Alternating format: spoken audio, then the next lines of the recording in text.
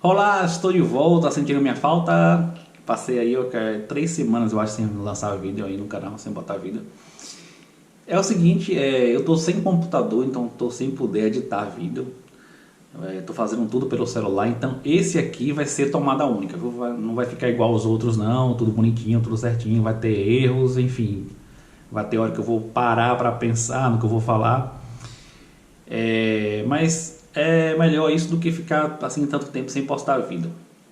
É o seguinte, hoje eu vou falar sobre um livro intitulado Por que as Nações Fracassam, do Acemoglu. É um livro extremamente importante para a área de economia política, é um livro de referência e tal.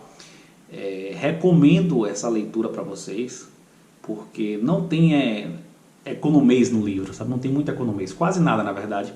É um livro muito mais de história do que de economia, um livro de história econômica. Então, para quem não é da área, não vai ter nenhum problema em entender. Recomendo muito a leitura. É um livro excelente. Para historiadores, então, é extremamente importante, porque ele quebra mitos. Eu vou falar um pouco sobre isso aqui. Enfim, mas como eu sei que nem todo mundo vai ler, até por falta de tempo, priorizar outras leituras e tal, então eu resolvi fazer esse vídeo aqui. Então é o seguinte, o argumento desenvolvido pelo Acemoglu ao longo do livro é de que, assim, primeiramente, na verdade, né, a proposta do livro, a proposta da obra é explicar por que existem países, alguns países mais desenvolvidos do que outros, alguns países que estão em um outro patamar, como eu diria Bruno Henrique, né, um outro patamar, só que no aspecto do desenvolvimento social e econômico, né? E o interessante é que, assim, porque quando se fala desse assunto, né, normalmente o pessoal mais heterodoxo da economia busca explicar pontualmente o desenvolvimento de cada país, né? Por que o Japão é desenvolvido? Aí faz um estudo da história do Japão e tal, aspectos culturais, aspectos históricos, enfim. O que não tem absolutamente nada de errado, claro, mas o interessante dessa obra do Acemoglu é encontrar regularidades, agrupar os países que estão num patamar superior de desenvolvimento e encontrar características em comum na história do desenvolvimento desses países. E olhar para os países menos desenvolvidos e encontrar características em comum também. E o aspecto essas características têm direta relação com as instituições desenvolvidas nesses países, nessas sociedades ao longo da história dos mesmos, né? Então o Acemoglu ele relaciona diretamente desenvolvimento econômico e social com o tipo de instituição que foi consolidado dentro desses países, dentro dessas sociedades, né? E aí ele divide instituições em dois tipos diferentes: instituições extrativistas e instituições inclusivas, né? Mas antes é preciso conceituar a instituição. Instituição, gente, instituições, né, são o conjunto de regras que regem a sociedade. Isso são instituições. E na visão do Acemoglu, o que são instituições de caráter extrativista, né? São instituições pouco democráticas, em que existe centralização do poder, né? Não existe nem... quando eu falo pouco democráticas, claro, você tem que situar na época, né? Uma coisa é ser pouco democrático em 2020, outra coisa é ser pouco democrático em 1700. Você tem que situar com a época, evidentemente, mas são instituições pouco democráticas, no aspecto político, no caso. No aspecto econômico, instituições que privilegiam a formação de monopólios, promove a concentração econômica em detrimento de uma maior competição, instituições que não dão oportunidades iguais para todo mundo empreender, para todo mundo se desenvolver economicamente, enfim.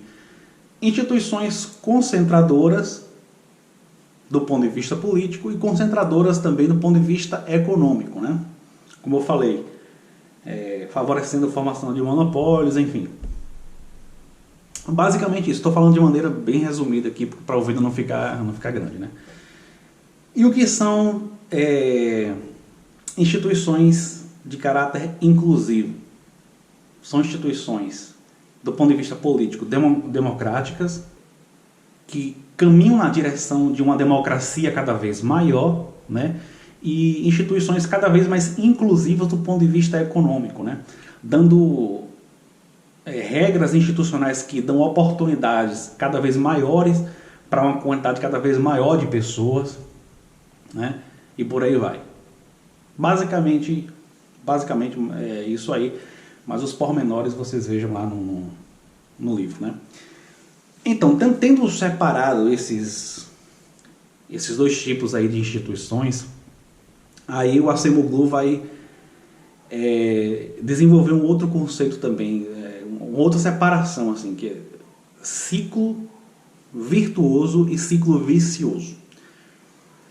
Ciclo vicioso é quando instituições extrativistas elas são reproduzidas continuamente na sociedade.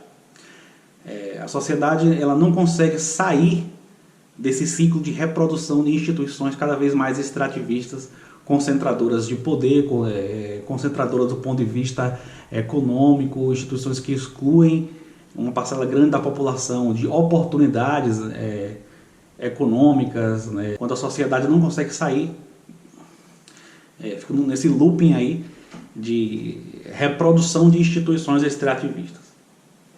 O ciclo virtuoso é quando você rompe com o ciclo vicioso, né?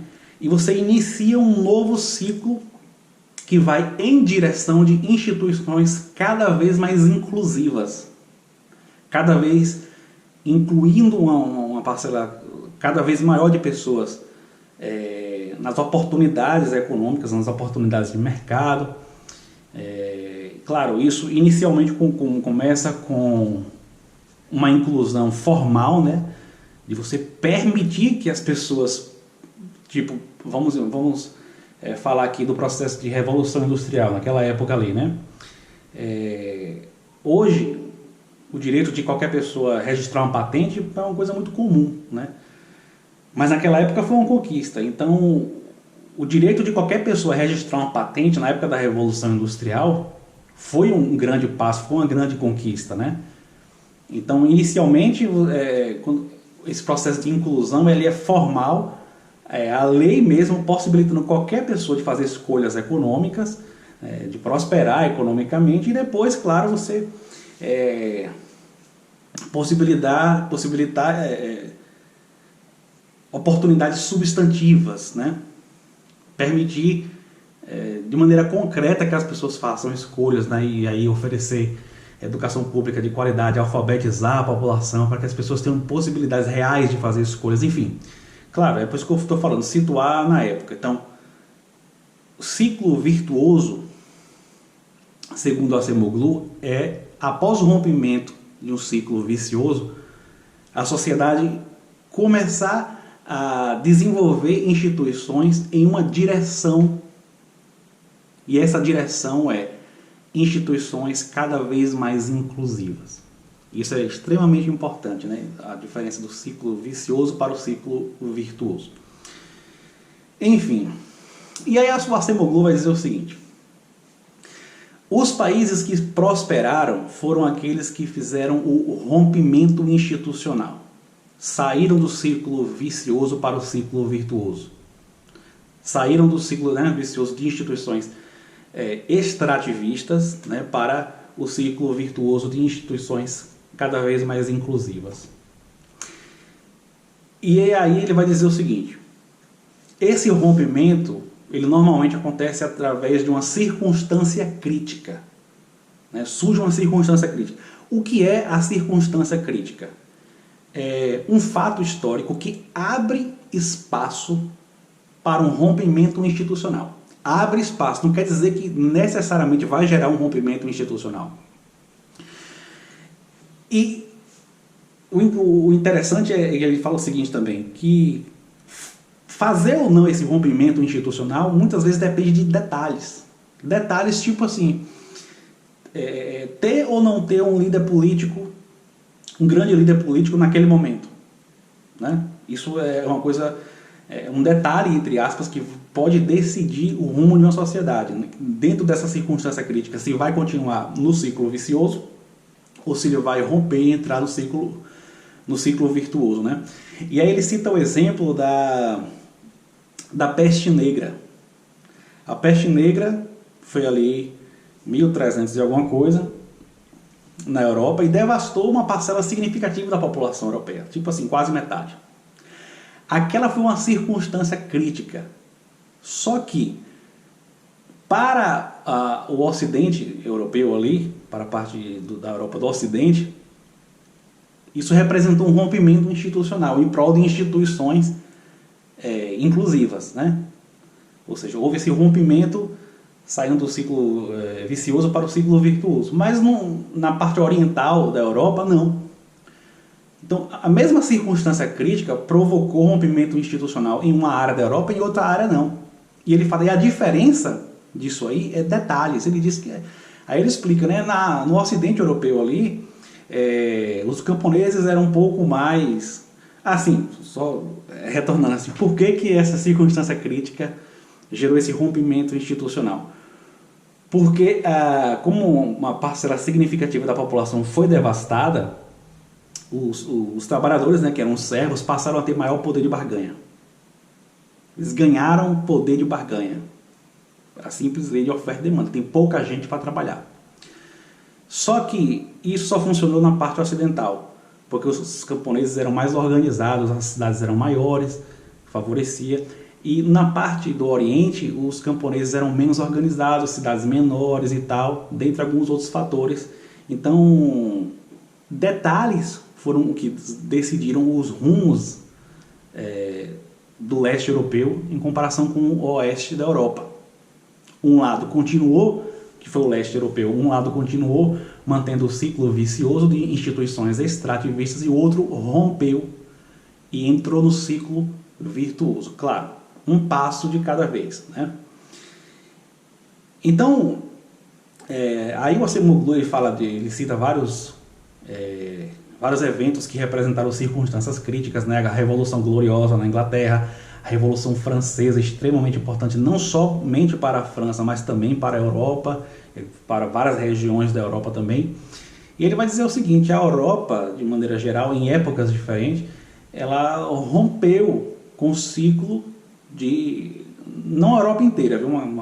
Principalmente o Ocidente ali, assim, a maior parte da Europa, uma parte significativa da Europa. Eles romperam em algum momento da história com o ciclo vicioso de reprodução de instituições extrativistas e mudaram para um ciclo virtuoso de instituições inclusivas. Então, esse livro do Acemoglu, ele quebra mitos. Ele quebra mitos muito enraizados em nossa sociedade e dizer, por exemplo, o seguinte: por que os países da América do Sul, os países africanos e tal, são menos desenvolvidos, são mais pobres? Aí já tem aquela resposta clichê, né? Porque no processo de colonização levaram as nossas riquezas. Os portugueses, no caso do Brasil, levaram as riquezas brasileiras para a Europa. Gente, aí o Acemoglu é taxativo, assim. Ele não fala com essas palavras, mas o raciocínio desenvolvido por ele é o seguinte: não somos pobres por esse motivo. Essa coisa de terem levado nossas riquezas do Brasil, dos nossos países vizinhos, da África e tal, teve uma influência muito pequena. O que realmente gerou o nosso processo de subdesenvolvimento é que no processo de colonização foram estabelecidos aqui instituições de caráter extrativista. E aí ele conta a história de alguns países africanos que ele fala, olha, mesmo quando esses países deixaram de ser colônia, praticamente não mudou nada, porque as instituições extrativistas já estavam estabelecidas e continuaram se reproduzindo. Não adianta. Se não houver o rompimento institucional, daqui a 3.000 anos vai continuar sendo um lugar subdesenvolvido, se não houver o rompimento institucional. Então isso quebra mitos, né? E tem outro mito também de dizer que porque o Brasil é uma nação jovem. Não, de forma alguma. De forma alguma. Isso aí era mais fácil entender que essa noção é errada, né? Porque tem países A América do Norte tem praticamente a mesma idade aqui do Brasil, e lá tem Canadá e Estados Unidos, que são países ricos, né? Bem mais ricos. Então, esse argumento, essa justificativa aí, não tem nenhum fundamento, né? Então, o que o Acemoglu está dizendo, no fim das contas, gente, é que para o Brasil se tornar um país desenvolvido, Brasil, não só Brasil, Colômbia, Equador, enfim, países africanos, precisa haver um rompimento institucional. Sair do ciclo vicioso de reprodução de instituições extrativistas e entrar no ciclo virtuoso de instituições cada vez mais inclusivas. Né? E, claro, situar na época. Na época da Revolução Industrial, como eu falei, coisas que hoje são comuns, naquela época foi uma grande conquista. Mas aí, quando você entra no ciclo virtuoso, as instituições passam a partir daquele momento, passam a ser cada vez mais inclusivas. Cada vez mais inclusivas, e aí quando você chega em 2020, aí você compara a Europa com o Brasil, as instituições lá são muito mais inclusivas do que as instituições brasileiras. E quais aspectos eu posso citar como exemplo de aspectos extrativistas de nossas instituições? Por exemplo, nossa estrutura tributária, que foi feita para beneficiar ricos. Aqui no Brasil, como eu já falei em outros vídeos, pobres proporcionalmente pagam mais impostos do que ricos. Né? Pobres e classe média pagam mais impostos do que ricos. Então, esse é um dos caráteres, um dos aspectos de instituições extrativistas. No caso aqui brasileiro, né? Mas nós temos diversas fragilidades institucionais que eu poderia elencar aqui, que se comparar com outros países a gente está bem atrás. Enfim, claro, né? É importante a existência de uma circunstância crítica nesse aspecto, mas eu vou deixar isso para um outro vídeo. Eu vou falar um pouco sobre uma circunstância crítica que existiu aqui no Brasil que não foi aproveitada. Poderia ter sido aproveitada. É por isso que a Acemoglu fala, a circunstância crítica abre espaço para um rompimento, mas romper ou não depende de alguns detalhes. E esse detalhe, entre aspas, pode ser vontade política de quem está no comando. Mas eu vou deixar esse espaço aberto para o próximo vídeo. Enfim, consegui fazer aqui em tomada única. Isso é tudo. Deixa o seu joinha, clica no sino para receber as notificações, compartilha aí bastante esse vídeo.